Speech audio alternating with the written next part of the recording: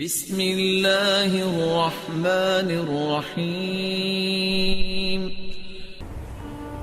قصائی لوگ کیا کرتے ہیں کہ جانور کو کاٹتے ہیں تو کاٹتے چلے جاتے ہیں۔ شریعت میں حکم ہے 4 رگیں کاٹنے کے بعد جانور چھوڑ دو، اس کو تڑپنے دو۔ سمجھ رہے ہو؟ تڑپنے دو۔ اس تڑپنے سے فائدہ یہ ہوتا ہے اس کا جتنا بلڈ ہے وہ نکل جاتا ہے۔ ذبح کرنے میں ایک بہت بڑی حکمت کیا ہے کہ اس کا خون، سارا خون گندی اور ناپاک چیز ہے، وہ باڈی سے کیا ہو جاتی ہے، اس میں بیماریاں بھی ہوتی ہیں۔ یہ جو جانور میں کوئی بیماری ہو نا تو اس کے خون میں ہوتی ہے، خون کا نکلنا ضروری ہے، گوشت صاف ہو جاتا ہے اس سے۔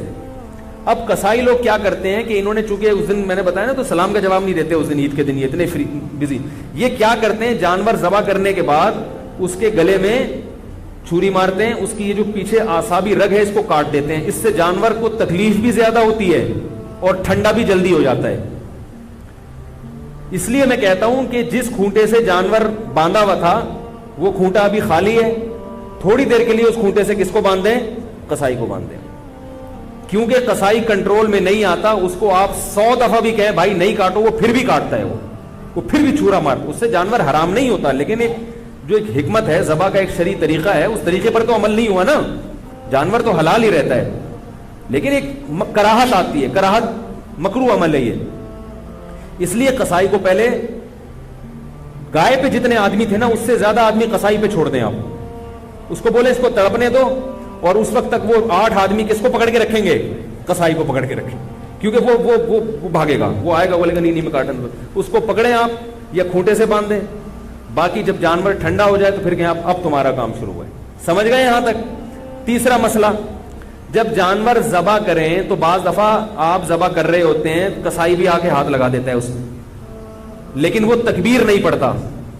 جب 2 آدمی مل کے گلا کاٹیں گے تو دونوں کے لیے تکبیر پڑھنا ضروری ہے۔ اگر ایک نے بھی چھوڑ دی تو جانور مکمل حرام ہو جائے گا، اس کا گوشت کسی کے لیے بھی حلال نہیں ہوگا۔ انہوں نے گٹکے رکھے ہوئے ہوتے ہیں، منہ میں منہ ہل ہی نہیں رہا ہوتا ان سے، تو ان سے بولے بھائی گٹکا تھوڑی دیر کے لیے پھینک دو، تسلی کے ساتھ بسم اللہ اللہ اکبر پڑھو زور سے۔ اور علماء کہتے ہیں کہ جو لوگ وہاں کھڑے ہوئے ان کو بھی چاہیے تکبیر پڑھ لیں تاکہ وہ جو ہے نا جو ذبح کر رہا ہے اس کو یاد آ جائے، ٹھیک ہے۔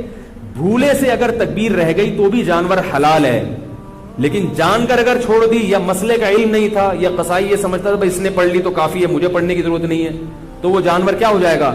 حرام ہو جائے گا۔ بھولے سے چھوٹ جائے تو ایک الگ بات ہے، جان بوجھ کر تکبیر چھوڑیں گے تو جانور حرام ہو جائے گا۔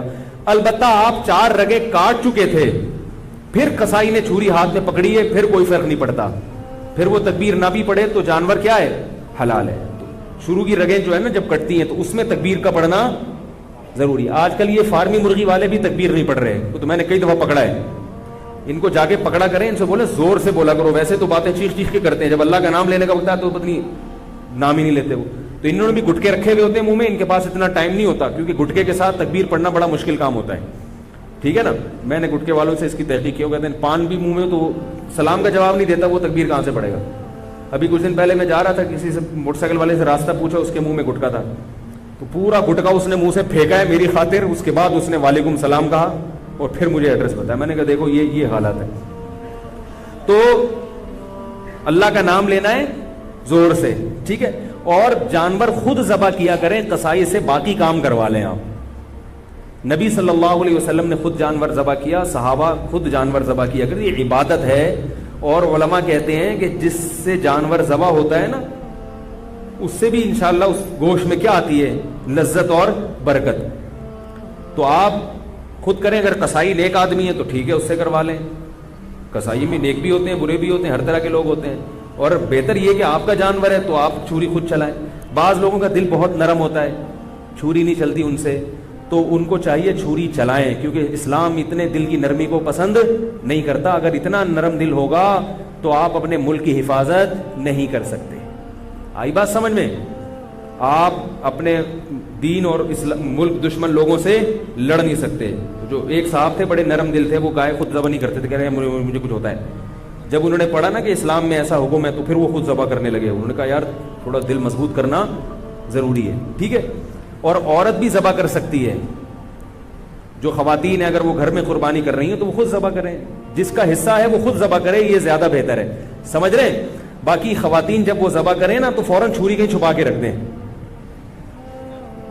ورنہ کسی وقت آپ بھی ذبح ہو سکتے ہیں. کیونکہ جب ایک دفعہ ان کا ہاتھ چل جائے نا، ان کو اچھا ہم تو یہ بھی کر سکتے ہیں، ابھی تک تو ان کو یہ ہے کہ ہم تو گلا کاٹ ہی نہیں سکتے کسی کا، تو اس لیے وہ چھری فوراً